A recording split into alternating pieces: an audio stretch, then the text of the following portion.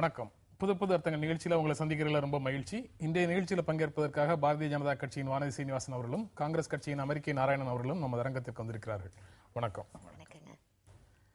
பாரதிய ஜனதா கட்சி கூட்டணியை தமிழ்நாட்டில் உருவாக்குறதுல முக்கியமான பங்காற்றிய தமிழருவி மணியன் மிகுந்த மன உளைச்சலுக்கு ஆளானதால தேர்தல் பிரச்சாரத்தில் ஈடுபடவில்லை அப்படின்னு சொல்லியிருக்கிறாரு.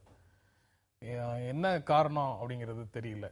தேர்தல் முடியும் வரை எந்த தலைவரையும் பார்க்க விரும்பவில்லை, அதே போல எந்த தலைவரும் என்னை பார்ப்பதையும் விரும்பவில்லை அப்படின்னு அவரு சொல்றாரு. என்ன நடந்தது? அவருக்கு அவ்வளவு மன உளைச்சல் தரக்கூடிய அளவுக்கு உங்களுடைய கூட்டணியில என்ன நடக்குது? இல்ல, எனக்கு அவருக்கு மன உளைச்சல் எதனால எந்தெந்த காரணங்களால வந்திருக்குன்னு எனக்கு தெரியல. ஆனா ஒரு முக்கிய பங்கு வகித்தது அவர்தான். குறிப்பாக தமிழகத்தில் திமுக அதிமுக இரண்டு கட்சிகளுக்கு மாற்றாக ஒரு வலுவான கூட்டணியை அமைக்க வேண்டும் என்று உண்மையாகவே அவர் அதுக்காக சிரமப்பட்டாரு, பாடுபட்டாரு. அதற்கான வெற்றியும் இருக்கு, அது இல்லாம போகல. ஆனா அதே நேரத்துல அவரை பற்றி மாற்று அணியில் இருக்கக்கூடியவர்கள் சொன்ன விஷயங்கள் எல்லாமே அவரோட மனசை பாதிச்சிருக்கலாம். ஏனென்றால் ரொம்ப தரக்குறைவாக விமர்சித்தார்கள். இந்த ஒரு முயற்சியில் ஈடுபடுறது அப்படிங்கிறதே பாஜகவுக்கு ஆதரவாக அவர் வருவதை பற்றி இந்த மாதிரியான கருத்துக்கள் வெளியிட்டது அவருக்கு ஒருவேளை மனவேதனையை ஏற்படுத்தி இருக்கலாம். ஆனால் எப்படி இருந்தாலுமே நிச்சயமாக அவருடைய இந்த மன உளைச்சல் அப்படிங்கிறது சீக்கிரமா சரியாகும் அப்படிங்கிற நம்பிக்கை இருக்கு. மிகுந்த தீவிரமான தேர்தல் பிரச்சாரத்தில் அவர் ஈடுபடுவார் என்ற நம்பிக்கை எங்களுக்கு இருக்கிறது. அவருக்கு மன உளைச்சல் ஏற்பட்டதற்கு பாரதிய ஜனதா கட்சி அணியில இருக்கக்கூடிய எந்த அரசியல் கட்சியும் காரணம் இல்லை, எந்த அரசியல் தலைவரும் காரணம் இல்லை. மாற்று அணியில இருக்கக்கூடியவர்கள் அவரை விமர்சித்ததுதான் காரணம் அப்படின்னு வானதி சொல்றாங்க. அந்த ஸ்டேட்மெண்ட் நீங்க எவ்வளவு தூரம் ஏற்றுக்கொள்றீங்க? அதாவது முதல்ல அவருக்கு மணல் உளைச்சல் கொடுக்கறதுக்கு ரெண்டு காரணங்கள் இருக்கணும். அவர் வானதி சீனிவாசன் ஒரு சிறந்த அரசியல்வாதி. பாதி உண்மையை சொல்லி மற்ற உண்மையை சொல்லாமல் இருப்பதில் சிறந்தவர். வக்கீலும் கூட. எனக்கு அந்த மாதிரிலாம் சொல்ல தெரியாது, நான் வக்கீல் இல்லை. ஆனா உண்மை என்னன்னா, அவருக்கு ஒரு மன உளைச்சல் இருக்க வேண்டிய நியாயமான மன உளைச்சல். காந்தியவாதி என்று சொல்பவர் மோடியை எப்படி சப்போர்ட் பண்ண முடியும் தெரியலன்னு பல பேர் பேசினாங்க. அந்த உண்மையை உணர்ந்த மன உளைச்சலாக இருக்கலாம். அது ஒரு பாதி. இன்னொரு பாதி அது சொல்லாத பாரதிய ஜனதா கட்சி சொல்லாத இது என்னன்னா, அவருடைய கூட்டணியில் சேர்ந்தவர்கள் இந்த எவ்வளவெல்லாம் அது திரு விஜயகாந்தாக இருக்கட்டும், இல்ல பாமகவை சேர்ந்தவர்களாக இருக்கட்டும், ஏன் பாரதிய ஜனதா கட்சியை சேர்ந்தவர்களே ஒரு சிலர், எல்லாரும் சொல்ல, ஏன்னா நான் உண்மையை மட்டும்தான் சொல்றேன், சொல்வதாக இருக்கட்டும், இல்ல வைகோவை சொல்லி இருக்கலாம், ஏன் உங்ககிட்ட போறீங்க, இதெல்லாம் இது இவர் இவ்வளவு முயற்சி என்னன்றி கொன்றார்க்கும் உய்வுண்டாம் உய்வில்லை செய்நன்றி கொன்ற மாதிரி இருக்கு. இந்த அணியை கொண்டு வந்ததுல அவர் ஒரு பிரம்ம பிரயத்தனம் பண்ணார்ன்றது உண்மை. முதற்கோணல் முற்றும் கோணல். நரேந்திர மோடிக்கு அவர் தொடர்ந்து ஆதரவு கொடுக்கறத பற்றி அவர் மாற்று கருத்து எதுவும் சொல்லல. நரேந்திர மோடிக்காக காந்திய மக்கள் கட்சி வேலை செய்ய வேண்டும் அப்படின்னு சொல்றாரு. அந்த மன உளைச்சல் அவருக்கு தொடர்ந்து இருக்கணும். ஏன்னா காந்தி இதை பொறுக்க மாட்டார். RSS காந்தியை கொன்ற RSS அவர் சப்போர்ட் பண்றாரு. அந்த இயக்கத்தை சேர்ந்தவர் சப்போர்ட் பண்றவங்க காந்தியே அவர் காந்தியோட பெயர்ல வைத்திருப்பது தவறு. நீங்க பேச குறுக்கிடலாமா? நீங்க பேசுங்க. அதாவது காந்தியை பற்றி பேசுவதற்கு இன்றைய இந்திய தேசிய காங்கிரசுக்கு எந்தவித அருகதையும் கிடையாது.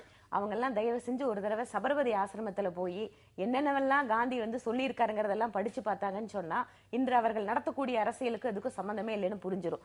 அதனால இன்று ஏதோ காந்தி அவர்களுடைய பெயரை வைத்துக் கொண்டு இருக்கக்கூடிய அரசியல் கட்சியாகத்தான் அவர்கள் இருந்திருக்கிறார்கள். நீங்க ஒரு சகோதரர் சொன்ன மாதிரி சொன்னாது பாதி சொல்லாது மீதி அப்படிங்கிற மாதிரி நான் என்ன சொல்றேன், நீங்க ஒரு தமிழகத்தை பொறுத்தவரை அது ஒரு புது முயற்சி. அது அவர் சொன்ன மாதிரி பல்வேறு அரசியல் கட்சிகள் இந்த கூட்டணியில் இணைந்து தேர்தலை சந்திக்க வேண்டும் என்று முயற்சிகள் எடுக்கும் போது இந்த மாதிரியான தடங்கல்கள் பிரச்சனைகள் வரத்தான் செய்ய, அதை உணர்ந்தே இருக்கிறோம். யாரும் இந்த அரசியல் கட்சிகள் எல்லாம் முன்னாடி கூட்டணியில் எப்படி இருந்தாங்க, எங்களோட இருந்தவங்க தான். இதில் புதிதாக சேர்ந்திருப்பது அப்படிங்கிறது திரு விஜயகாந்த் அவர்கள் தலைமையிலான கட்சி தான். மற்றபடி இருக்கக்கூடிய கட்சிகள் எல்லாருமே எங்களுடன் NDA கூட்டணியில் இருந்தவர்கள். அதனால் இவர்களை ஒருங்கிணைப்பதில் ஏதாவது ஒரு மன வருத்தத்துக்குரிய விஷயங்கள் ஏதாவது நடந்திருக்கலாம், அது இல்லாமலும் இருக்கலாம். ஆனால் நிச்சயமாக தமிழருவி மணியன் அவர்கள் இந்த தேர்தல் பிரச்சாரத்தை தீவிரமாக மேற்கொள்வார் அப்படிங்கறதுல எங்களுக்கு நம்பிக்கை இருக்கு. நீங்க ஒருங்கிணைப்பதுல உங்களுக்கு இருக்கக்கூடிய சிக்கல்களை பற்றி விரிவாக செய்திகளை பார்த்துட்டு அதுக்கப்புறம் நம்ம தொடர்ந்து பேசலாம். நிகழ்ச்சியினுடைய இந்த பகுதி புதிய செய்திகளை நமக்கு தர்றதுக்காக பிரியா காத்திருக்கிறாங்க. வணக்கம் பிரியா. வணக்கம் ஜென்ராம். நீங்க சொன்ன மாதிரி விவாதத்தை தொடர்றதுக்கு முன்னாடி புதிய செய்திகளை பார்த்துடலாம். மக்களவை தேர்தலில் மோடியை எதிர்த்து போட்டியிட தயார் என்று ஆம் ஆத்மி கட்சி அமைப்பாளர் அரவிந்த் கெஜ்ரிவால் அறிவித்துள்ளார். காங்கிரஸ் தலைமையிலான ஊழல் ஆட்சிக்கு முற்றுப்புள்ளி வைக்க வேண்டும் என்று தேர்தல் பிரச்சாரத்தில் ஜெயலலிதா வலியுறுத்தியிருக்கிறார். திமுக ஆட்சியின் போதுதான் இஸ்லாமியர்களுக்கு இடஒதுக்கீடு அளிக்கப்பட்டது என்று திமுக தலைவர் கருணாநிதி தெரிவித்துள்ளார். தேர்தல் பிரச்சாரத்தின் போது இது தொடர்பான ஜெயலலிதாவின் கூற்றை அவர் மறுத்துள்ளார். மத்தியில் பாரதிய ஜனதா ஆட்சிக்கு வந்தால் ஆதரிக்க மாட்டோம் என்று திமுக அறிவிக்க வேண்டும் என மத்திய நிதியமைச்சர் ப. சிதம்பரம் வலியுறுத்தியுள்ளார். தருமபுரியில் அன்புமணி, கள்ளக்குறிச்சியில் ஆத்தூர் சண்முகம் போட்டியிடுவார்கள் என்று பாட்டாளி மக்கள் கட்சி அறிவித்துள்ளது. புதுச்சேரி நாடாளுமன்ற தொகுதியில் பாமக போட்டியிட வேண்டும் என்று அக்கட்சியின் புதுச்சேரி மாநில பொதுக்குழுவில் தீர்மானம் நிறைவேற்றப்பட்டுள்ளது. தமிழக பாரதிய ஜனதா கூட்டணியில் தொகுதி பங்கீடு இறுதி செய்யப்பட்டிருப்பதாக தகவல் வெளியாகியுள்ளது. எந்தெந்த கட்சிக்கு என்னென்ன தொகுதிகள் என்பது குறித்த பட்டியலை பாரதிய ஜனதா தலைவர் ராஜ்நாத் சிங் வெளியிடுவார் என அறிவிக்கப்பட்டுள்ளது.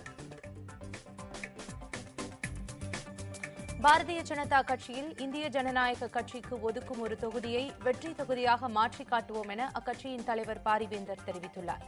நாகை மாவட்டம் மயிலாடுதுறையில் செய்தியாளர்களிடம் பேசிய அவர் இவ்வாறு தெரிவித்தார்.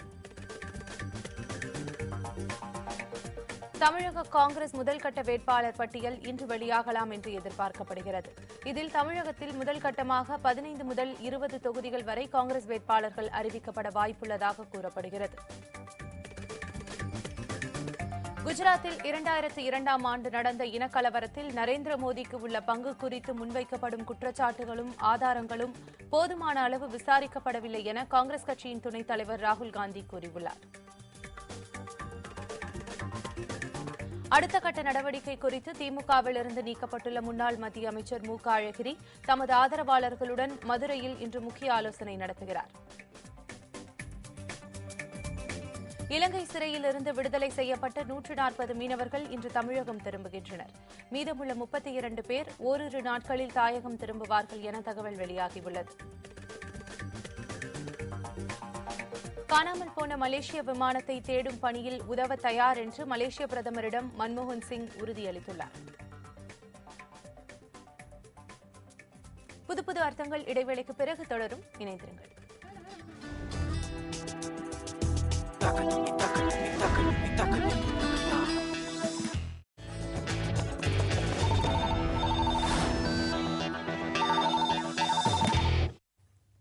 பாரதிய ஜனதா கட்சி கூட்டணியில எந்த விதமான பிரச்சனையும் இல்லை அப்படின்னு சொல்லி இலகணேசன் பேட்டி கொடுக்கிறாரு.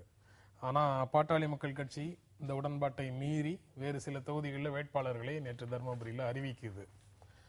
அப்போ அங்க இன்னும் ஏதோ நடந்துட்டு இருக்கு அப்படிங்கிற மாதிரியான ஒரு உணர்வு வருது செய்திகளை பார்க்கும்போது. பாட்டாளி மக்கள் கட்சி தனித்து போட்டி அப்படின்னு கேள்விக்குறியோடு செய்தித்தாள்கள்ல செய்தியும் வருது. அது அந்த திசையை நோக்கி தான் போகுதா? தனித்து போட்டி அப்படின்னு போட்டு பக்கத்துல கேள்விக்குறி தானே போட்டிருக்காங்க. அந்த கேள்விக்குறி அவ்வளவுதான்.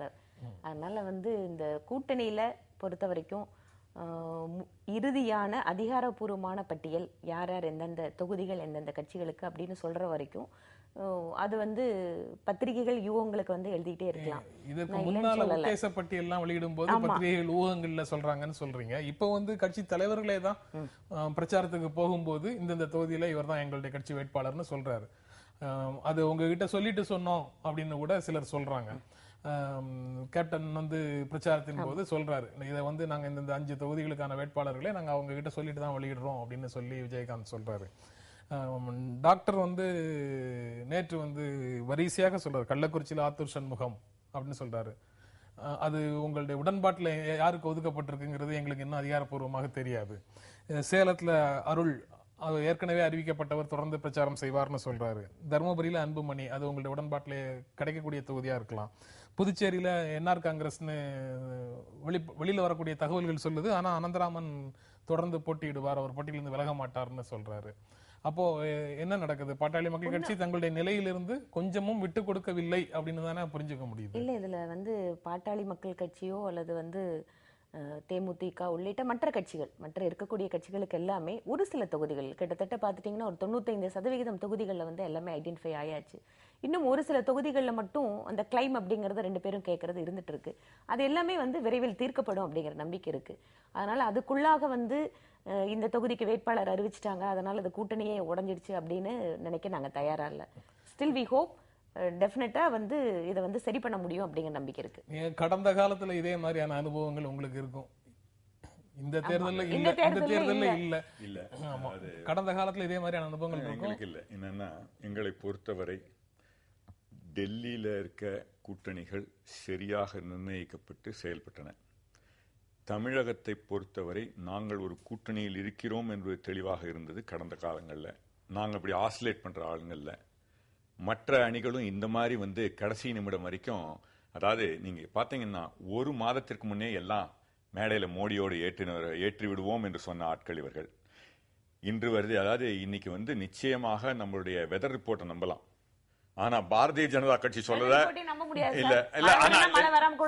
கரெக்ட். அதையே நம்பிடலாம் பாருங்களா, நீங்க சொல்றதை விட எவ்வளவு மோசமா உங்களுடைய சொல்ல வந்தேன். அது வெதர் ரிப்போர்ட் நம்ப முடியாதுன்னு மக்கள் நம்புறாங்க. ஆனா அதை விட மோசமாக இவர்களுடைய கூட்டணி ரிப்போர்ட் சரி. அதே போல இவங்க சொல்வது எல்லாமே பொய். இது கூட்டணியிலும் அப்படித்தான் வந்துகிட்டு இருக்கு. பொய் சொல்வதிலே வல்லவர்கள். கொள்கை முரண்பாடான கூட்டணி அப்படின்னு சொல்லிக்கிட்டு இருந்தது இன்றைக்கு கொள்கையே இல்லாத கூட்டணியாக மாறிக்கொண்டிருக்கின்றது. மக்கள் பார்த்துக்கிட்டு இருக்காங்க. அவ்வளவுதானே. இது ஒண்ணு பெரிய விஷயமே இல்லை.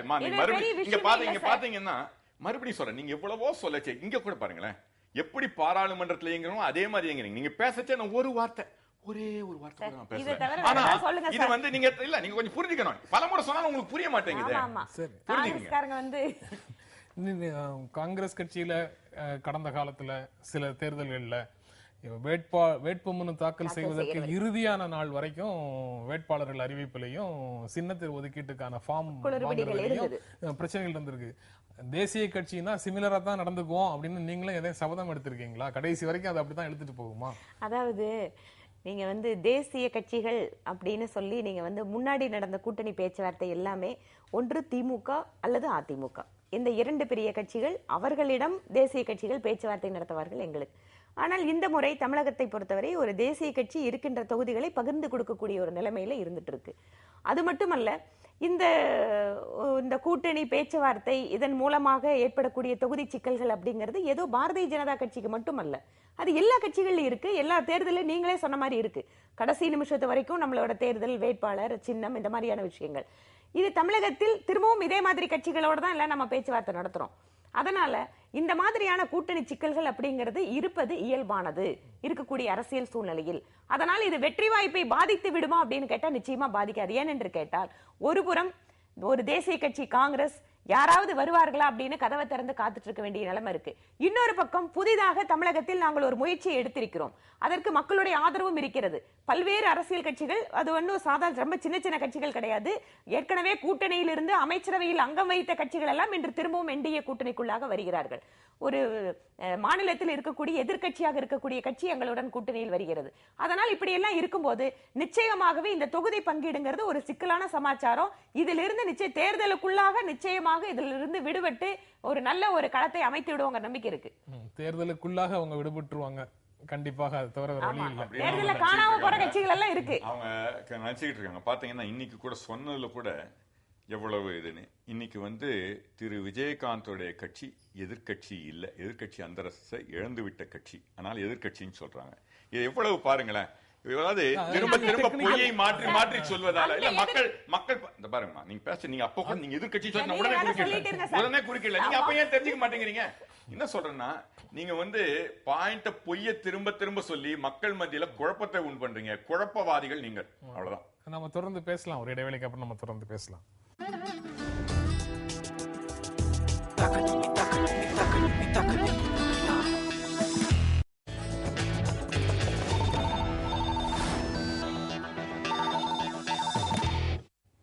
இன்றைக்கு செய்தித்தாள்களில் இருக்கக்கூடிய சில தலையங்கங்களை பார்க்கலாம். அப்புறம் ஒரு தலையங்கத்தை பற்றி சுருக்கமாக பேசலாம். தினமணியில இப்போது மட்டுமல்ல எப்போதும் அப்படின்னு ஒரு தலையங்கம். தேர்தல் விதிமுறைகள் அமலுக்கு வந்ததிலிருந்து வாகன சோதனைகள் நடத்தப்படுது. இது தேர்தல் காலத்துல மட்டும் இல்லாம எல்லா காலங்களிலும், தேர்தல் இல்லாத காலத்திலையும் இது போன்ற சோதனைகள் நடத்தப்படணும். கணக்கில் இல்லாத பணத்தை பறிமுதல் செய்யணும் அப்படின்னு தலையங்கம் இருக்கிறாங்க. தினத்தந்தி நாடாளுமன்ற தேர்தலுக்கு பிறகு அமைய இருக்கக்கூடிய அரசாங்கம் கவனிக்க வேண்டிய பிரச்சனைகள் அப்படின்னு சொல்லி தலையங்கம் எழுதியிருக்கிறாங்க. விலைவாசி உயர்வு, வேலைவாய்ப்பு இல்லாமை, ரூபாய் மதிப்பு வீழ்ச்சி, இந்த மாதிரி பிரச்சனைகளுக்கு அடுத்த அரசாங்கம் முக்கியத்துவம் கொடுத்து தீர்க்கணும் அப்படின்னு சொல்றாங்க. டைம்ஸ் ஆஃப் இந்தியா வளர்ச்சியும் அதனால ஏற்படக்கூடிய மாற்றங்களையும் பற்றி தலையங்கம் எழுதியிருக்குது. கடந்த 10 ஆண்டுகள்ல நகர்ப்புற மக்கள் தொகை கிராமப்புறத்தை விட அதிகரிச்சிருக்குது. இந்த மாற்றம் தேர்தலையும் எதிரொலிக்கும். சமீபத்திய கருத்து கணிப்புகள்ல ஜாதி, மதம் இந்த மாதிரியான விஷயங்களுக்கு மக்கள் கொடுக்கக்கூடிய முக்கியத்துவத்தை விட பொருளாதாரத்துக்கே அதிகமான முக்கியத்துவம் கொடுக்கிறார்கள். அது வெற்றியை தீர்மானிக்கும் அப்படின்னு டைம்ஸ் ஆஃப் இந்தியா எழுதியிருக்கிறாங்க. தி ஹிந்து தெலுங்கானால காங்கிரஸ் கட்சி கூட்டணி இல்லாமல் தவிக்கிறது. பாரதிய ஜனதா கட்சிக்கு கூட்டணி கட்சிகள் சேர்கின்றன அப்படிங்கறதை பற்றி தலையங்கம் எழுதியிருக்கிறாங்க. டெக்கான் கிரானிக்கலும் இந்தியன் எக்ஸ்பிரஸும் பிஜேபி தலைவர்கள் முக்கியமான தொகுதிகளை, சேஃபான தொகுதிகளை, பாதுகாப்பான தொகுதிகளை தேடி இடம்பெயர்வதை பற்றி ஒரு தலையங்கம் இருக்குது. கட்டுப்பாட்டுக்கு பெயர் போன பாஜக இப்போது தொகுதி ஒதுக்கீடுகளை பற்றி விமர்சனங்களையும் எதிர்ப்பு குரல்களையும் வெளிப்படையாகவே சந்திக்க இருக்கு அப்படின்னு டெக்கான் கிரானிக்கல் எழுதியிருக்காங்க. நாடு முழுக்க மோடி அலை வீசுது அப்படின்னு சொல்றாங்க. ஆனா தலைவர்கள் ஏன் பாதுகாப்பான தொகுதிக்கு போறாங்க அப்படின்னு டெக்கான் கிரானிக்கல் எழுதியிருக்குது. இந்தியன் எக்ஸ்பிரஸ் பாதுகாப்பான தொகுதிக்கு மாறுறாங்க. இது அங்கு ஏற்கனவே நின்று வெற்றி பெற்ற எம்பிக்களினுடைய உணர்வுகளை காயப்படுத்துற மாதிரி இருக்குது. இது தலைவர்களுடைய ஒரு ஆணவ போக்காக இருக்கு. மிக குறைந்த அளவுல வெற்றி பெற்றால் பெரிய மெஜாரிட்டி இல்லாம குறைந்த மெஜாரிட்டியோட வெற்றி பெறக்கூடிய இருக்கிற சூழ்நிலையில பாஜக ஆணவத்தோடு நடந்து கொள்ளக்கூடாது, பாஜக தலைவர்கள் ஆணவத்தோடு நடந்து கொள்ளக்கூடாது அப்படின்னு இந்தியன் எக்ஸ்பிரஸ் தலையங்கம் எழுது. இதுல மோடி அலை நாடு முழுக்க வீசுகிறது. நரேந்திர மோடி வாரணாசியில் நிற்க வேண்டும் அப்படின்னு ஒரு முடிவெடுத்து நிற்பதை நீங்க எப்படி ஜஸ்டிஃபை பண்றீங்க? அதாவது திரு நரேந்திர மோடி அவர்கள் இன்று நாடு முழுவதும் ஒரு பிரதமராக எதிர்பார்க்கக்கூடிய ஒரு தலைவர். ஏன் வாரணாசிக்கு செல்ல வேண்டும் அப்படிங்கும்போது நிச்சயமா நாங்க கட்சியுடைய சார்பிலிருந்து பார்க்கின்ற பார்வை அப்படிங்கிறது ஒரு உத்தரப்பிரதேசம் மாதிரியான ஒரு மாநிலத்தில் அதிகமான எம்பிக்கள் எண்ணிக்கை வைத்திருக்கக்கூடிய மாநிலத்தில் எங்களுடைய கவனத்தை அதிகமாக கொடுப்பதற்கு அது உதவிகரமா இருக்கும்.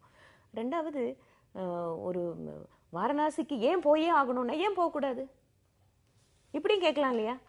எந்த தொகுதியில் வேணாலும் நிக்கிறதுக்கு ஒரு தேசிய கட்சிக்கு இது இருக்கும்போது அது போறதை பற்றி ஏதாவது ஒரு குறை சொல்லணும் அப்படிங்கறதுக்காகவே அதை சொல்ல வேண்டியிருக்கும் அப்படின்னு காரணமாக தான் தெரியுது. நாடு முழுக்க மோடி அலை வீசுது, அப்புறம் ஏன் குஜராத்லயே நிக்கிறீங்க, வேற ஏதாவது ஒரு மாநிலத்துல நிக்க வேண்டியதுதானே அப்படின்னு சொல்லி குஜராத்ல நின்னாலும் சொல்வதற்கான வாய்ப்பு இருக்கத்தான் செய்யுது. அதாவது அவர்கள் எதையெல்லாம் நான் மறுபடியும் சொல்றேன், எனக்கு வானதி சீனிவாசன் அவர்களுக்கு நான் தலைவணங்க, சிறந்த வக்கீல். ஆனா அவங்க வக்கீலா இருக்கிறதால ஒரே ஒரு பக்கத்தை மட்டும் பாக்குறாங்க. மக்கள் ஜட்ஜா இருக்காங்க, அவங்க 2 பக்கத்தையும் பார்ப்பாங்க, அவங்களுக்கு உண்மை தெரியும். வானதி சீனிவாசன் சிறந்த வாதத்தை வைத்தாலும் ஜட்ஜி சொல்லச்சே எல்லா தேர்தலையும் அவங்க வெற்றி பெறதில்லை. எப்படின்னா யோசனை பண்ணி பாருங்க, மோடி அலை வீசுதுன்னு அவங்க சொல்றாங்க, அலை வீசுதா இல்லையான்னு. ஏன்னா அவருக்கே அந்த தைரியம் இல்லாததால் தான் இங்கே போறாரு. ஒண்ணு சரி, அப்படிதான் போகட்டுமே. எப்படி அத்வானியை கவுத்தாங்களோ, அத்வானி வீட்டிலேயே கொண்டு போய் மோடி வரத்துக்காக அவங்க வீட்டு எதிராக ஆட்களை வைத்து எப்படி தமிழக அரசியல் ஒரு தரம் இல்லாம இருக்கின்றதோ திராவிட கட்சிகளால, அதே போல மோடி வந்த பிறமும் தேசிய அரசியலும் முக்கியமாக பிஜேபி போன்ற நல்ல ஒரு ஆர்கனைஸ்டு ஒரு டிசிப்ளின்டு பார்ட்டி ஒரு தலைவர் வீட்டுல எதிர்த்து அத்வானி, நாங்க பேசி முடிச்சிடறோம், அத்வானி வீட்டு எதிரியே ஒரு கோஷம் போட்டாங்க. அது ஒண்ணு. அவருடைய அத்வானியை கவுத்தாங்க. இப்போ அந்த இடத்துல இருந்த அவர்களுடைய தலைவர், முன்னாள் தலைவர் முரளி மனோகர் ஜோஷியுடைய இதை எழுதுவார். நான் கேள்வி கேட்கிறேன், இவர் தான் எல்லா இடத்துலயும் பேசுதே, அவர் அதை கேட்கிறாருல்ல. ஒரு தலைமைங்கிறது ஒரு மெக்னானிமிட்டி வேணும். ஒரு மெக்னானிட்டி மத்த எல்லாம் சொல்றாங்க. அரகன்ட்ன்றது இன்றைய தமிழக முதல்வர் எப்படி இருக்காங்களோ அதே மாதிரி ஒரு மாநில முதல்வரா இருந்தா அந்த மாதிரி இருந்தாரு, தேசிய அளவிலையும் அது மாதிரி இருப்பாங்கன்னு நினைக்கிறேன். நீங்க பாரதிய ஜனதா கட்சியோட உண்டான விஷயங்களை பத்தி பேசும்போது இல்லைங்க, உண்மையான மக்களுக்கு புரியுற மாதிரி நான் பேசணும். திராவிட கட்சி மக்களுக்கு புரியுற மாதிரி பேசணும். ஏன்னா இங்க இருக்கிறது ஒப்பிட்டு பையன் நீங்க தமிழக முதல்வர் சொன்னா உங்களுக்கு பயமா இருக்கா? ஒரு பயம் என்ன சொல்றதுக்கு? என்ன இது அரசியலை பத்தி பேசுறோம். நீங்க பயப்பட வேண்டிய அவசியம் இல்ல. நீங்க பேசக்கூடிய பயம் இல்ல. நீங்க பேசக்கூடிய விஷயங்களுக்கு பதில் சொல்லக்கூடிய அதுக்கு நபர்கள் நான் இருந்தாங்க அவங்கள கூப்பிடுங்க. இருந்தாங்கன்னா சரி, அவங்கள இல்லன்னா கூப்பிடுங்க, நாங்க பேசலாம். நீங்க மக்கள் ஒத்துக்கிறாங்க இல்லையா? இன்னைக்கு இருக்க இல்ல வந்து மாநில முதல்வர் அரகண்டா இருக்காங்கன்னு எல்லாம் ஒரு பேச்சு இருக்கு. பரவலா இருக்கா இல்லையா? இல்லன்னு சொல்றீங்களா நீங்க? இல்ல அது இன்னைக்கு இல்லன்னு விவாதத்துக்குரிய சொல்றீங்க, பொருளே அப்புறம் இல்ல. அதை பத்தி பேசல. அது இன்னைக்கு அதனால விவாதத்துக்குரிய இப்ப பொருளே ஒப்பிட்டு இல்ல. பாக்குறேன். தமிழக மக்களுக்கு புரியணும்ன்றதுக்காக பேசுறேன். இந்த மாதிரி arrogant-ஆ பேசினா நீங்க என்ன சார் பண்ணுவீங்க? தெரிந்ததை வைத்துக் கொண்டு தெரியாததை சொல்ல வேண்டும். இந்த அதனால இவங்க நான் சொல்லலைங்க, BJP leadership cannot afford to be arrogant. அதான் கோட் அண்ட் கோட். அவங்க அரகண்டா இருக்காங்கன்றது தான் சொல்றாங்க. இந்தியன் எக்ஸ்பிரஸ் தலையங்கம் அப்படிதான் சொல்லுது. அவர் சொல்ற மாதிரி அரகண்டா பிஜேபி தலைவர்கள் இருக்காங்கன்னு தான் நான் சொல்லுது. சொல்லல. நமது பழைய சினிமா பாடல்கள்ல இருந்து சொல்லணும்னா, பதவி வரும்போது பணிவும் வர வேண்டும், துணிவும் வர வேண்டும் தோழா அப்படிங்கிற மாதிரியான லைன்ல தானே இருக்கணும். வாஜ்பாய் எளிமையாக இருந்தாரு, பணிவாக இருந்தாரு, எல்லாரையும் அட்ஜஸ்ட் பண்ணி போனாரு. மோடி அப்படி இல்ல. மோடி மட்டும் இல்ல, இப்ப இருக்கக்கூடிய தலைமையே கிட்டத்தட்ட அப்படி இல்லங்கிற மாதிரி நான் எழுதுறாங்க. ஒண்ணு சொல்றேன். தலையங்கம் அப்படி எழுதிருக்கு. இல்ல, தலையங்கம் அப்படி வந்து எழுதியிருக்காங்க. நான் சொல்ற ஒரு அரசியல் கட்சி பற்றி ஒரு பொது விஷயங்கள் வரும்போதோ இல்ல பொது வாழ்க்கை பற்றியோ வரும்போது இந்த மாதிரியான விமர்சனங்கள் வர்றது நல்லதுதான். அதனால இதை வந்து விமர்சனங்களே வரக்கூடாதுன்னு சொல்லிட்டு எல்லாம் நம்ம எதுவும் சொல்ல முடியாது. ஆனா திரு நரேந்திர மோடி அவர்கள் முதன்முறையாக பாராளுமன்ற தேர்தல் நிற்கிறார். ஏதாவது தொகுதியில் போட்டியிட்டு தான் ஆகணும். அதனால அவர் வந்து போட்டியிடக்கூடிய ஒரு தொகுதி அப்படிங்கிறது கட்சி முடிவு பண்ண வேண்டிய விஷயம். இன்னொன்று, சார் நான் வந்து இப்பதான் பேச ஆரம்பிச்சிருக்கேன். இவர் இப்படி எல்லாம் வந்து நீங்க கை காட்டினீங்கனால நிறுத்த மாட்டேன் சார், நான் பேசி முடிச்சுட்டு தான் விடுவேன். அதாவது ரெண்டாவது, நான் முன்னாடியே சொன்ன மாதிரி அருண்ஜேட்லி அவர்கள் முதலாக நீங்க வந்து லோக்சபா தேர்தலில் நிக்கிறாரு. அவருக்கு ஏதாவது ஒரு தொகுதியில் நின்னுதான் ஆகணும். இந்த எல்லாருமே அந்த மாதிரி ஏதாவது ஒரு தொகுதியில நின்னுதான் ஆகணும். சார் இருங்க சார், அப்ப இவரோட வசனத்தை நான் பேச வேண்டியிருக்கும். அதனால இதுல வந்து அரகன்சி அப்படிங்கிற ஒரு வார்த்தையை பயன்படுத்த வேண்டிய அவசியம் இல்லைன்னு நினைக்கிறேன். தலையங்கத்தை நீங்க ஏற்றுக்கல. நிச்சயமா தலையங்கத்தை நான் ஏற்றுக்கல. நீங்க அவர் முதல் முறையாக போட்டிடுறாரு, அருண்ஜேட்லி முதல் முறையாக பண்றாரு. இப்ப எனக்கு வந்து இந்த தலையங்க நீங்க சொல்றதுக்கு ஒரே ஒரு சுருக்கமாக சொல்லிருங்க. இந்த பகுதி நிறைவு செய்யற ஒரே ஒரு இதுல சொன்னா, ரொம்ப தைரியசாலிகள் இந்தியாவே என்னுடைய இதுன்றாங்க. அப்போ ஏன் சேஃப் சீட்ல போய் பயந்துகிட்டு போய் ஒரு இந்தியாவின் பிரதமர் இந்தியாவுடைய சுனாமியே அடிக்குது அப்படின்னு சொல்றாங்க. அப்படி பார்த்தா தலைமையே பயப்படுது. அப்படி பார்த்தா வாரணாசியில மோடி நிற்கிற பட்சத்துல அவரை எதிர்த்து நான் போட்டியிடுவேன்னு அரவிந்த் கெஜ்ரிவால் சொல்றாரு. அது தைரியமான முடிவு. நாங்களும் சொல்றோம், நாங்களும் தைரியமான முடிவு இருக்கோம். அவங்கள மாதிரி பயப்படலையே, தலைமையே பயப்படுது சார். நம்ம தொடர்ந்து பேசலாம். ஒரு இடைவேளைக்கு அப்புறம் நம்ம தொடர்ந்து பேசலாம்.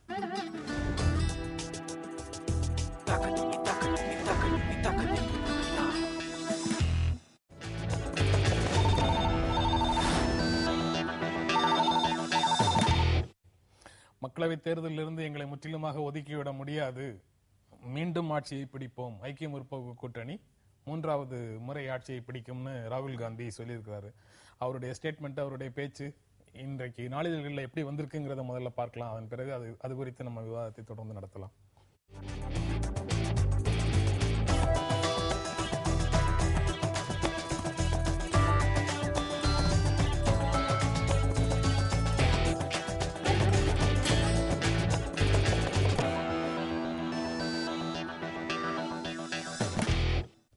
கருத்து கணிப்புகள் எல்லாம் 202 இடங்கள், 209 இடங்கள் பாரதிய ஜனதா கட்சிக்கு கிடைக்கும், 220 இடங்கள் பாரதிய ஜனதா கட்சிக்கு கிடைக்கும் அப்படின்னு சொல்லிட்டு இருக்கு. இவ்வளவு நாள் அமைதியாக இருந்த காங்கிரஸ் இப்போது 2009 ஐக்கிய முற்போக்கு காங்கிரஸ் பெற்ற இடங்களை விட அதிகமாக பெறும் அப்படின்னு சொல்லி இப்போ சொல்லுது. எந்த அடிப்படையில சொல்றீங்க? ராகுல் காந்தியினுடைய பாரத தரிசனத்திற்கு பிறகு அவர் இதை கண்டுபிடிச்சு சொல்றாரா, இல்ல தொண்டர்களுக்கு நம்பிக்கை ஊட்டுறதுக்காக அப்படி சொல்றாரா? இதை வந்து இத்தனை நாள் நாங்கள் அமைதியாக இருந்தோம்னு இதை சொல்லலைங்கிறது தவறான கருத்து. உங்களுடைய இதில் நான் பல முறை இந்த கருத்தை வலிச்சு எடுத்திருக்கேன், நீங்களும் ஒத்துக்குவீங்கன்னு நினைக்கிறேன். ஒன்று. இரண்டாவதாக, ஆனால் எங்கள் தலைவர் சொல்றது இன்னும் அழுத்தத்தை அது கொடுக்குது, மக்கள் மத்தியில் சென்றடைய செய்கிறது உண்மை. அவர் சொல்வது வெறும் அதாவது ஃபேக்கு மாதிரி எல்லாத்தையும் பொய் சொல்லுகின்ற ஆட்கள் நாங்கள் இல்லை. அவர் சொல்வது தெளிவாக சொல்கிறார். அதை வந்து உங்களுக்கு நான் தெளிவுபடுத்த விரும்புகிறேன். 1984 49.1% எங்களுக்கு ஓட்டு இருந்தது. 7.74% தான் பிஜேபி வாங்கி 2 சீட் வாங்கினாங்க. த ஒர்ஸ்ட் காங்கிரஸ் வந்து 1998. அப்போ பிஜேபி வந்து 25.59% வாங்கினாங்க. அவங்களுக்கு எங்களை விட குறைந்த ஓட்டு இருந்தாலும் நாங்க வந்து 25.82% வாங்கினோம். அப்ப தமிழ்நாட்டில் கூட தனியா நின்னோம். காங்கிரஸ் டிஎம்சி பிரிந்து இருந்தது. 141 சீட்டு தான் இருந்தது. எங்களோட லோயஸ்ட் பாயிண்ட் 25.82%. அதற்கு அப்புறம் பிஜேபியோடைய இது சரிந்தது. அவங்க 182 சீட்டே இருந்தது 1999 23.75% அவங்க ஆட்சி அமைத்தாங்க. அப்ப கூட எங்களுடைய ஓட்டு சதவீதம் 28.3%. நாங்க 114 சீட்டு வச்சிட்டு இருந்தோம். அதற்கு அப்புறம் 138 சீட்டு 2004. அவங்களுக்கு 22.16%.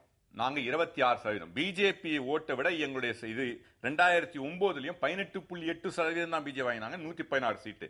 நாங்க 28.55%, 206. நாங்க கதை பேசுற ஆள் இல்ல, புள்ளி விவரங்களோட சொல்றோம்.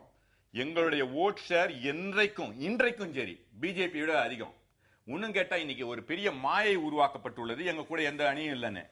போன இல்ல எங்க கிட்ட இருந்தவங்கல 2 பேர் இல்ல, திரிணாமுல் காங்கிரசும் திமுகவும் தவிர எங்க கூட ராஷ்டிரிய ஜனதா தளம், தேசியவாத காங்கிரஸ், ஜார்க்கண்ட் முக்தி மோர்ச்சா, ராஷ்டிரிய லோக் தளம், தேசிய மாநாட்டு கட்சியுடன் இது இருக்கு. அதனால இது ஒரு பொய்யான மாயையை எப்படி பிஜேபி ஃபேக் அக்கவுண்ட்ஸ் வச்சுக்கிட்டு இந்த இதுலயும் ட்விட்டர்லயும் ஃபேஸ்புக்லயும் பண்றாங்களோ, இது மாதிரி உங்க மாஸ் மீடியாலயும் அவங்க பண்றாங்க. சில பேர் மாஸ் மீடியா பணம் கொடுத்து கூட பண்றாங்கன்னு குற்றம் சாட்டுறாங்க. நான் சொல்லல. நீங்க ஏன் எவ்வளவு நேரம் பேசுறீங்க? உண்மையை சொல்றதுக்கு நீங்க பேசுங்கம்மா, நான் குறுக்கிடலமா. அதாவது சொல்லுங்க சார், உங்க கேள்வி சொல்லுங்க. அவர் சொன்னதுக்கு பதில் சொல்லணும்னா சொல்லுங்க, இல்லடா நான் கேக்குறேன். அதாவது ராகுல் காந்தி அவர்கள் நீங்க முன்னாடி கேட்ட மாதிரி அவர் இன்னைக்குதான் நாடு முழுக்க போறாரு. போகும்போது காங்கிரசுக்கு கிடைக்க போகின்ற அடி அப்படிங்கிறது அவருக்கு நல்லதாக தெரிகிறது. அது மட்டுமல்ல, இது எதை புதிதாக திரு ராகுல் காந்தி அவர்களுக்கு தெரிஞ்ச விஷயம் கிடையாது. ஏற்கனவே நீங்க 4-5 மாசத்துக்கு முன்னாடி நடந்த சட்டசபை தேர்தல்களில் காங்கிரஸ் எப்படி அடி வாங்கியது என்று அவருக்கும் தெரியும். அதற்கு பின்னால் அவரை பிரதமர் வேட்பாளராக அறிவிக்க முயற்சி செய்தார்கள். அந்த முயற்சி கூட எதனால் தடைபட்டு போனது அப்படின்னு கேட்டா, நிச்சயமாக காங்கிரஸ் ஆட்சியை பிடிக்க முடியாது, இந்த நேரத்துல இவரை தலைவராக்கி இவரோட இமேஜை காலி பண்ணக்கூடாது அப்படிங்கறதுக்காக தான் அது ரொம்ப எச்சரிக்கையா பண்ணிட்டு இருக்காங்க. இன்று ராகுல் அவர்கள் சொல்லி இருப்பது அப்படிங்கிறது இது தெளிவான பேச்சான்னு கேட்டா, அவர் எந்த காலத்துல தெளிவா பேசினாரு? பத்திரிகையாளர்கிட்ட கூட தெளிவா பேச முடியாதவர் மக்கள் கிட்ட எப்படி தெளிவா பேச முடியும்? அவரு மக்களுக்கு ஏதாவது ஒரு விஷயத்தை காங்கிரசுக்கு நம்பிக்கை கொடுக்கிற மாதிரி, குறிப்பாக காங்கிரஸ் கட்சியினுடைய தொண்டர்களுக்கு ஏதாவது இருக்கிற ஆளும் வெளியில போயிடக்கூடாதுங்கிறதுக்காக பேசிட்டு இருக்காரு. அதனால இது எந்த விதத்திலையும் காங்கிரஸ் கட்சி மீண்டும் ஆட்சியை பிடிக்கும்னா இந்த நாட்டில் இருக்கிற சின்ன விவரம் தெரியாத ஆட்கள் கூட நம்ப மாட்டாங்க. அதனால இது அவர் கட்சியில் இருக்கக்கூடிய அந்த கட்டுக்கோப்பு இன்னும் கொஞ்சம் கலையாம இருக்குமா, எங்காவது வெளியில போயிடக்கூடாதுன்னு சொல்றதுக்காக சொல்ற வார்த்தை. சத்தீஸ்கர்ல அவங்க சீட்டு கொடுக்கல அப்படிங்கிறதுக்காக அலுவலகத்துக்குள்ள அடிச்சு நொறுக்கிற அளவுக்கு காங்கிரஸ்ல தொண்டர்கள் வேகமாகவே இருக்காங்க. அது தனி கதை. இங்க கூட ஆமா, அது தனி கதை. அதாவது அவங்க நம்பிக்கை இழந்து விடவில்லை அப்படிங்கிறதுக்கான உதாரணமாக நேற்று நடந்த அந்த சம்பவத்தை உங்ககிட்ட இப்ப கோட் பண்ணுனேன். நீங்க பிஎம் கேண்டிடேட் அனௌன்ஸ் பண்ண வேண்டிய அவசியம் இல்ல அப்படிங்கறதுனால அவங்க சொன்னதுக்கு அந்த விஷயத்துக்கு நீங்க பதில் சொல்ல வேண்டிய அவசியம் இல்லைன்னு நினைக்கிறேன். நீங்க பலமுறை காங்கிரஸ் கட்சியில தெளிவுபடுத்திட்டாங்க. அதாவது சிறந்த பேச்சாளர் மட்டும்தான் இன்னைக்கு நீங்க பேச குறிக்கல. மோடி சிறந்த பேச்சாளர், ராகுல் சிறந்த கம்யூனிகேட்டர் இல்லைன்னாங்க. காமராஜரை விட கருணாநிதி அவர்களும் ஜெயலலிதா அவர்களும் தமிழும் ஆங்கிலமும் பேசக்கூடிய, ஆனா காமராஜர் தான் சிறந்த முதலமைச்சர். அதே போல ராகுல் அவர்கள் இந்த மாதிரி பெரிய மேடை பேச்சு மற்றவர்கள் நல்லா பேசுவாங்க. உண்மையான தலைமைங்கிறது அது பெரிய விஷயம் இல்ல. உண்மையான தலைமைங்கிறது மக்கள் புரிஞ்சுறாங்க. எப்படி காமராஜரா கருணாநிதியா ஜெயலலிதா மக்கள் தெளிவா இருக்காங்க. அதே போல ராகுல் காந்தி அவர்கள் சிறந்த பேச்சாளர், சிறந்த தலைவர், நாட்டை நல்வழிப்படுத்துவார், மக்கள் தெளிவா இருக்காங்க. போய் சொல்லிட்டு போங்க, எனக்கு ஒன்றும் ப்ராப்ளம் இல்ல. மக்களோட கம்யூனிகேட் பண்றதுல காமராஜர் வல்லவர் அப்படின்னு சொல்றத மறுக்கல. ஆனா 67ல காமராஜருக்கு நேர்ந்த கதி தான் இப்போ காங்கிரசுக்கு நேருமா அப்படிங்கிற மாதிரியான ஒரு பொருள் இருக்காதுல்ல. அதாவது நீங்க என்ன நினைக்கிறீங்க, 67ல காமராஜருக்கு இந்த மக்கள் வருந்திக்கிட்டு இருக்காங்க, இந்த மாதிரி தலைமை, அந்த மாதிரி தலைமை வந்துருமான்னு நீங்க மக்கள் கிட்ட சொல்றீங்கல்ல, அதான நீங்க சொல்ல விரும்புறீங்க. காமராஜரை கவுத்து இன்னைக்கு கழக ஆட்சியில் எவ்வளவு கஷ்டப்படுறாங்களோ அது மாதிரி மோடியை கொண்டு வந்துடாதீங்கன்னா நீங்க சொல்ல விரும்புறீங்க. சொல்லுங்க, தப்புல தெளிவா சொல்லுங்க மக்கள் கிட்ட, அதோட தவறு இல்லையே. நீங்க சொன்னா ஒண்ணு எழுப்பிடும். இப்ப அதே கழகத்துலதான் அவங்க தோல்லுதான் மாறி மாறி சவாரி பண்ணி மத்தியில ஆட்சியில இருந்தீங்க. நீங்க அவங்க உங்க தோல்ல இருந்து அவங்களும் உங்க ஆபீஸ்க்கு கூட்டணிக்கு பேசிருக்கோம். எந்த காலத்துல நீங்க சொல்லுங்க, காங்கிரஸ் கட்சி நாங்க கூட்டணி பேச்சுவார்த்தை நாங்க நடத்தணும் எந்த காலத்துல திமுக அதிமுக நடந்திருக்கீங்களா? நீங்க தான் போய் 5 சீட்டு கொடுங்க 10 சீட்டு கொடுங்கன்னு பேசிட்டு இருக்கீங்க. 2 கட்சிகளை தவிர, மேற்கு வங்கத்துல மமதா பானர்ஜியும் தமிழ்நாட்டுல கருணாநிதியும் தவிர மீதி எல்லாருமே இன்டாக்ட் எங்க கூட இருக்காங்க அப்படின்னு சொல்றாரு. அது ஏற்றுக்கொள்ளக்கூடிய ஒரு விவாதம் தானே. இல்ல, நான் என்ன சொல்றேன், கூட்டணி கட்சியில் நம்பர் இருக்கிறத பொறுத்து மட்டுமே இதை முடிவு பண்ணிட முடியாது. நீங்க அப்படி பாத்தீங்கன்னு சொன்னா திரு சரத்பவார் அவர்களே ஒரு ஆசோலேஷன் மைண்டோட தான் இருக்கிறாரு. அது மட்டும் இல்ல, ராம்விலாஸ் பாஸ்வான் மாதிரி காங்கிரஸ் எங்களிடம் வருவார்கள் என்ற நம்பிக்கையுடன் இருந்தவர்கள் எல்லாமே இன்று பாரதிய ஜனதா கட்சியின் பக்கம் வருகிறார். ஆந்திர பிரதேசத்துல நிலைமை மாறி இருக்கு. இன்று புதிதாக எங்களுக்கு கூட்டணி கட்சிகள் கிடைக்கிறார்கள். தமிழகத்தை பாருங்க, தமிழகத்துல ஒரு காலத்துல பாரதிய ஜனதாவா அன்டச்சபிள் கட்சி, இது மதவாத கட்சி. இன்று இந்த மதவாதம் அப்படிங்கிற பேச்சு தமிழ்நாட்டு அரசியல்ல இல்ல. அது இன்று சூழ்நிலை மாறி இருக்கிறது. இந்த மாதிரி நாடு முழுக்க இருக்கு. நாடு கடந்த கால தேர்தல் விவரங்களை வைத்து பார்க்கும்போது நீங்க திராவிட முன்னேற்ற கழகத்தையும் அனைத்து இந்திய அண்ணா திராவிட முன்னேற்ற கழகத்தையும் உங்களோட சேர்த்துட்டு ஒரு வலுவான கட்சியை நாங்க அணி சேர்த்துட்டோம்னு சொன்னீங்கன்னா புரிஞ்சுக்க முடியும். கடந்த ரெக்கார்ட்ஸை வச்சு பார்க்கும்போது நீங்க எத்தனை கட்சிகளை அந்த மாதிரி கட்சிகளை சேர்த்தாலும் இவங்க ரெண்டு பேரோட பக்கத்துல வர்ற மாதிரி இல்லையே. இதே மாதிரிதான் நீங்க ஒவ்வொரு மாநிலத்திலயும் எங்களோட அணி சேர்ந்திருக்காங்கன்னு சொல்லக்கூடிய கட்சிகள் எல்லாம் இருக்குமோ அப்படிங்கிற சந்தேகத்தை இல்ல. இது எப்படின்னு கேட்டீங்கன்னா, இல்ல, அரசியலை பொறுத்த வரைக்கும் நீங்க இன்று மோடி அவர்கள் இருக்கக்கூடிய அந்த இமேஜ் இருக்கு. அது மட்டுமல்ல, இவர்கள் ஆட்சியை பிடிப்பார்கள் என்கின்ற நம்பிக்கை வரும்போது நேச்சுரலாக எப்பவுமே பாத்தீங்கன்னு சொன்னா தமிழகத்தை எடுத்து பாருங்க, காங்கிரஸ் கட்சியின் பக்கம் போவதற்கு சின்ன கட்சிகள் கூட தயாரா இல்ல, சிறு அமைப்புகள் தயாரா இல்ல. ஆனால் நிலைமை அப்படியே பாரதிய ஜனதா கட்சியின் பக்கம் வேறாக இருக்கிறது. இங்க ஆதரவு கொடுப்பதற்கு 100க்கும் மேலான அமைப்புகள் வருகிறார்கள், ஆதரவு கொடுப்பதற்கு அரசியல் கட்சிகள் வருகிறார்கள். இது நாடு முழுவதும் இருக்கக்கூடிய நிலைமை. அதனால நீங்க இதை வெறுமனே சிறு கட்சிகள் பெரிய கட்சி இல்லைன்னு சொல்லிட்டு ஒதுக்கி தள்ளிவிட முடியாது. அசாம் கணபரிஷத் இன்று புதிதாக என்டிஏ கூட்டணிக்குள்ள வந்திருக்காங்க. இந்த மாதிரி காஷ்மீர்ல இருந்து கன்னியாகுமரி வரைக்கும் இன்று ஒரு காந்தத்தை போல பாரதிய ஜனதா கட்சி இருக்கிறது. அதனால எங்களை நோக்கியான நகர்தல் அப்படிங்கிறது நேச்சுரலா நடந்துட்டு இருக்கு. அசாம் தவிர ஸ்ட்ராங்கான ஹோல்டுன்னு உங்களுக்கு என்ன இருக்கு? நீங்க 2 கட்சிகள்னு வெளியில போச்சுன்னு சொல்றீங்க. ஆனா இரண்டுலயும் 40, 40, 80 தொகுதிகள் இருக்கு. அதுல உங்களுக்கு 10ல இருந்து 15 இடங்கள் வரைக்கும் கண்டெஸ்ட் பண்றதுக்கு, வின்னிங் பாசிபிலிட்டியோட கண்டெஸ்ட் பண்றதுக்கு கிடைச்சிட்டு இருந்தது, இப்ப இல்ல. அதுங்க இவங்க என்ன பண்றாங்க, புலிக்கு பயந்தவங்க எல்லாம் எங்க மேல படுத்துக்குங்கன்றாங்க. அப்படி சொல்லட்டும், தப்பு இல்லை. ஆனால் நல்லா புலிக்கு பயந்தவங்க மேல படுத்தா அவங்க சாப்பிட்டு போயிடுவாங்க, புலி அவங்கள சாப்பிட்டு போயிடுன்ற இதுல இருக்காங்க. இரண்டாவதாக, உண்மையிலேயே நான் மோடி அவர்களுக்கு இந்த ஒரு இதை நல்ல ஒரு ஃபேக்கு ஒரு எல்லாம் அப்படியே மோடி அலை வீசுகிறதுன்னு சொல்லி நல்ல மீடியாலையும் எல்லாம் பண்ணதுக்கு நன்றி கூற கடமைப்பட்டிருக்கேன். ஏன்னா எங்களுக்கு இது ஒரு வரப்பிரசாதம். தமிழகத்துல மக்கள் தெளிவாக சொல்ல போகிறாங்க, காங்கிரசுடைய நிலை வலுப்பட போகிறதுன்னு. மக்கள் இந்த பொய் பிரச்சாரங்கள்லாம் இனிமேல் எடுப்படப்படல. நாங்கள் மக்களை பார்த்து சந்திக்க போறோம். பொருளாதார வளர்ச்சி நீங்க சொன்னாங்க, ரூபாய் 300 இல்ல சொன்னீங்க சார், ரூபாய் வீழ்ச்சி, ரூபாய் 70 போயிடும், 80 போயிடும், 90 போயிடும், 100 ரூபாய் தொட்டுருவாங்க. 61 ரூபாய்க்கு குறைஞ்சிருக்கு. இன்னைக்கு இன்ஃபிளேஷன் குறைஞ்சிருக்கு. டெல்லி தேர்தலாம் தோக்கச்சு சொன்னாங்க 100 ரூபாய் வெங்காயம் விலை ஏறி போச்சு, 30 ரூபாய் செய்யணும். இன்னைக்கு வெங்காயம் விலை 10 ரூபாய், இது தக்காளி விலை 4 ரூபாய். மக்கள் பார்த்துக்கிட்டு இருக்காங்க. எப்படி அன்னைக்கு இவங்க சொல்லாங்களோ இன்னைக்கு இவங்க எல்லாம் கிரெடிட் கொடுப்பாங்கன்னு நினைக்கிறேன். விலைவாசி குறைஞ்சிக்கிட்டு இருக்கு, பொருளாதார இதுவா இருக்கு, ரூபாய் விலை உயர்ந்து இருக்கு. மறுபடியும் அடித்தட்டு மக்களுக்கு 100 நாள் வேலை வாய்ப்பு 148ல இருந்து இப்போ இந்த எலெக்ஷன் டைம்ல ஏப்ரல் 1 161 ரூபாய் வர போறது. மக்கள் 100% கிராம வேலை வாய்ப்பு 100 ரூபாய். கிராமத்துல இருக்க ஏழை விவசாயி இல்ல, ஏழை கூலி சம்பாதிச்சிட்டு இருக்காங்க. கிராமத்தோட தரம் உயர்ந்துகிட்டு இருக்கு. இந்தியாவில் கிராமங்கள் மிளிர்கின்றன. இவங்க மாதிரி பொய்யில அப்படியே இந்தியா இது பூசல. இன்னைக்கு கிராமத்துல அடித்தட்டு மக்களுக்கு வளர்ச்சியை பார்த்துக்கிட்டு இருக்கோம். மக்கள் எங்களுக்கு ஓட்டு எடுப்பாங்க, நம்பிக்கையோட போறோம். நம்ம பேசலாம் தொடர்ந்து ஒரு இடைவேளைக்கு பிறகு.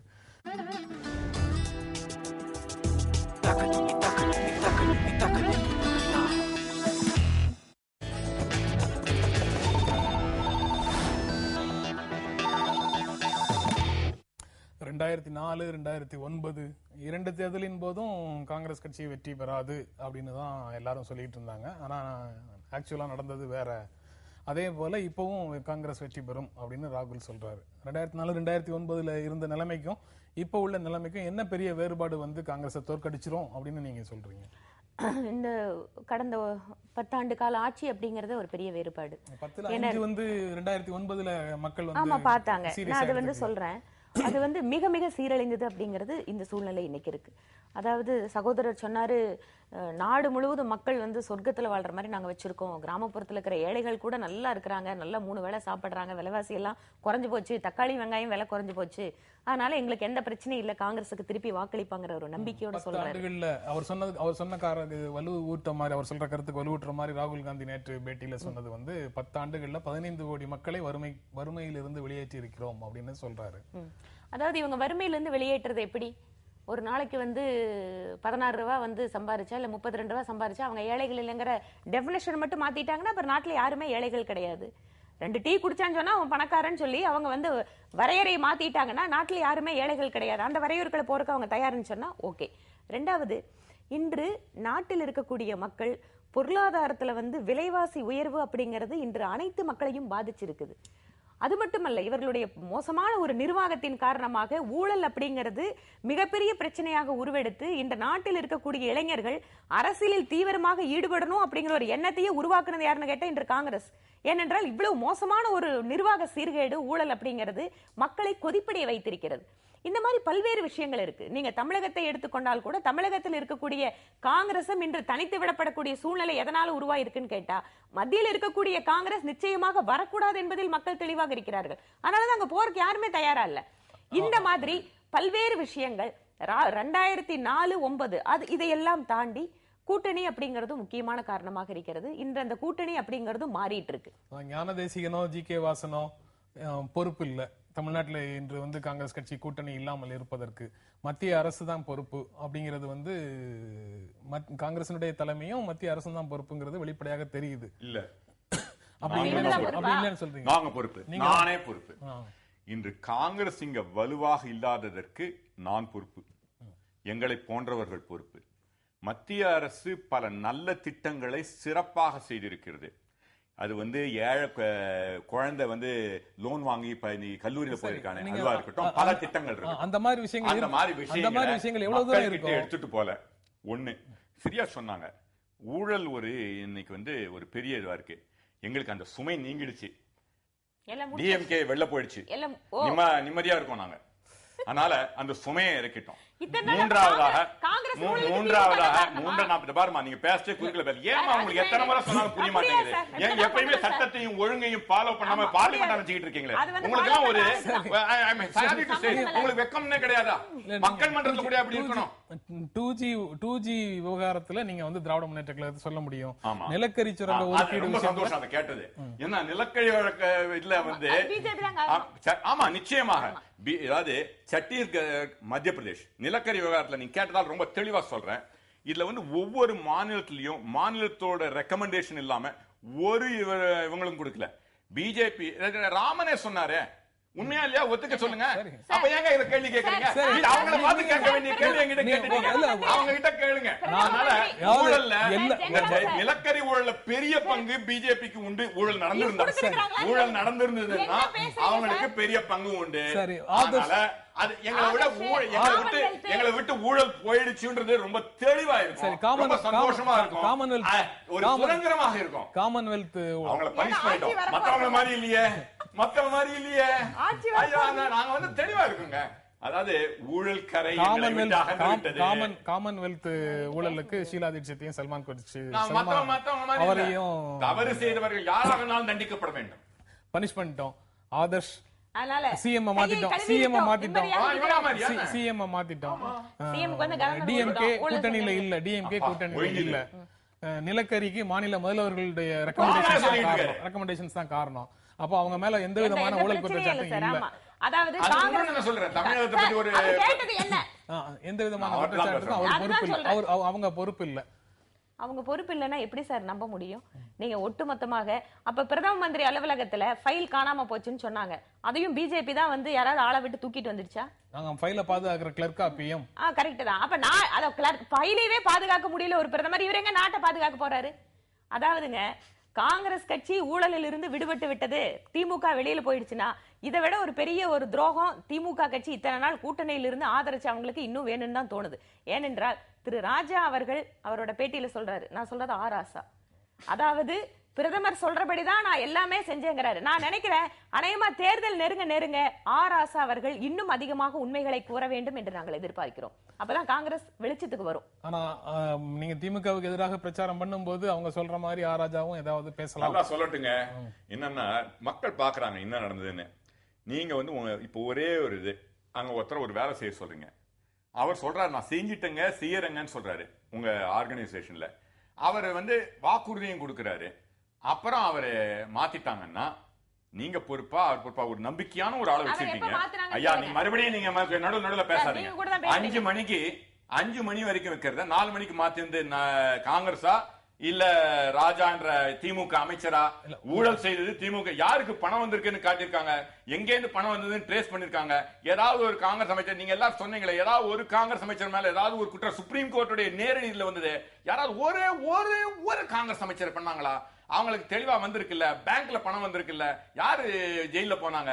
நாங்க தவறு செய்தவர்கள் எங்க ஆட்களே இருக்கட்டும் சார், உள்ள போட்டோம் சார், அதுல தெளிவா இருக்கும். இன்னைக்கு வந்து தமிழகத்துல எங்களுடைய கரை அகன்று விட்டது.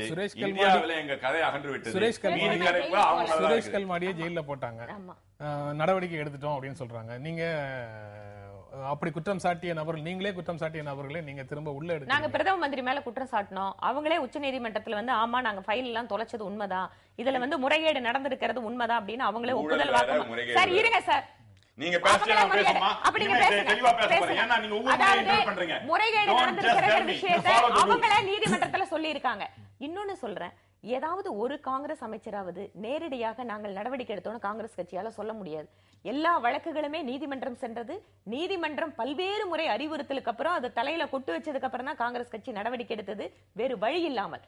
இதே வந்து நீங்க வந்து ஆராசா அவர்கள் அவர் வந்து அவர் தப்பு பண்ணிட்டாரு எங்களுக்கு தெரியாதுன்னா, முதல்ல பிரதமர் சொன்ன வார்த்தை என்ன? அவர் தவறே செய்யவில்லைனாரு. அதுக்கப்புறம் நீதிமன்றத்தில் வழக்கு போனதுக்கு அப்புறம் ஆமாமா எங்களுக்கு தெரியாம பண்ணிட்டாரு, இல்ல எங்களோட பேச்சு கேட்கிட்டு பண்ணல. இதெல்லாம் எப்ப வருது? இவங்க முதலில் அவர்கள் சொன்ன விஷயங்கள் என்ன? நாட்டு மக்களுக்கு பாராளுமன்றத்தை முடக்குனாங்கன்னு பேசுறாங்க. பாராளுமன்றத்தை பொறுத்த வரைக்கும் இந்த 2G விஷயத்துல பாராளுமன்றம் முடக்கப்பட்டு அதுக்கப்புறம் ஜேபிசி முதல்ல கேட்ட டிமாண்டே கடைசியா ஒத்துட்டாங்க. கடைசியில ஜேபிசிலயும் அந்த விசாரணை அறிக்கை ஒழுங்கா அவங்களால கொடுக்க முடியல. எப்படியாவது நான் சொல்றேன், அப்படி இருந்துச்சுன்னு சொன்னா ஆராசா அவர்களை சாட்சி சொல்ல, அதாவது அவரோட தரப்பை சொல்றது கூட அனுமதிக்காத ஒரு ஜேபிசி வச்சிருந்தாங்கன்னு சொன்னா எந்த அளவுக்கு காங்கிரஸ் இதுல முறைகேடு பண்ணிருக்கு? நிகழ்ச்சியை நிறைவு செய்யணும். கடைசியாக உறுதியாக சொல்றீங்களா ராகுல் காந்தி சொன்ன மாதிரி நடக்கும் அப்படின்னு? அவர் சொல்றாரு நான் குறி சொல்றவர் இல்ல அப்படின்னு சொல்றாரு, ஆனா வெற்றி எங்களுக்கு வரும் அப்படின்னு சொல்றாரு. நான் ஏற்கனவே உங்களுக்கு தெளிவா சொல்லிட்டேன், புள்ளி விவரங்களோட சொன்னேன், 2 தவிர இருக்கிறது சொன்னேன். பல காலங்கள்ல பிஜேபி பெஸ்டா இருக்குச்சே அவங்களுக்கு எங்களுடைய விட பர்சன்டேஜ் குறைச்சி இருக்குன்னு சொன்னேன். நாங்கள் மற்றவங்க மாதிரி ஃபேக்கு பொய்யை சொல்றோம், உண்மையை தெளிவாக புள்ளி விவரங்களுடன் தெரிந்து அறிந்து புரிந்து சொல்கின்றோம். ஆனா அது வந்து பாதி தண்ணீர் நிரம்பிய கிளாஸ் மாதிரியே தான் ஒரு உணர்வு வருது. ஏன்னா வெஸ்ட் பெங்கால்லையும் தமிழ்நாட்டிலையும் 80 சீட்டுக்கு வந்து உங்களோட அணில இல்ல. சமீபத்தில் நடந்த டிசம்பர்ல நடந்த சட்டமன்ற தேர்தல்களில் உண்டான மாநிலங்கள் எல்லாமே சட்டசபை தேர்தல் இதே இதுல வந்து அவங்க வெற்றி பெற்று தோல்வி பெற்றிருக்காங்கன்றது உண்மை. இந்த போன இந்த 4 மாநிலங்கள்ல அவங்க அதிக சட்டசபையில வெற்றி பெற்றும் பாராளுமன்றத்தில் தோத்துருக்காங்கன்றது உண்மைன்றது நீங்க மக்கள் மன்றத்துக்கு தெளிவுபடுத்தணும். இல்ல அந்த நான் உங்களுக்கு நினைவுபடுத்துறதுக்கு வந்து நான் உங்களுக்கு நினைவுபடுத்துறேன். அந்த சட்டசபையில போன முறை ஜெயிச்சாங்க, ஆனா தோத்துட்டாங்க. இந்த முறையும் தோப்பாங்க, அது நல்ல அறிகுறி. ஏன்னா போன முறை இதே மாதிரி தான் நடந்துச்சு, தோத்துட்டாங்க, இப்பயும் தோக்க போறாங்க. இப்படி பல மாநிலங்கள்ல வந்து பாரதிய ஜனதா கட்சியும் சரி காங்கிரஸும் சரி எவ்வளவு தூரம் வலுவாக இருக்குங்கிறது கேள்வியாகவே இருக்கு. பெரிய பெரிய மாநிலங்கள் எல்லாத்துலயுமே கேள்வியாகவே தான் இருக்குது. பெரிய மாநிலங்களில் கூட்டணி கட்சிகள் மூலமாக சரி செய்யப்பட்டு பெரும்பான்மை வந்து பலம் வந்து பெற முடியும். பீகார் அதனால நீங்க சொல்லாதீங்க பெரிய கூட்டணி. இந்த நிகழ்ச்சியில பங்கேற்று உங்களுடைய கருத்துக்களை பகிர்ந்து கொண்டதற்காக பொதுப்பதற்கான நிகழ்ச்சி உங்களை இருவருக்கும் நன்றி தெரிவித்துக் கொள்கிறேன். மீண்டும் சந்திப்போம். நன்றி, வணக்கம்.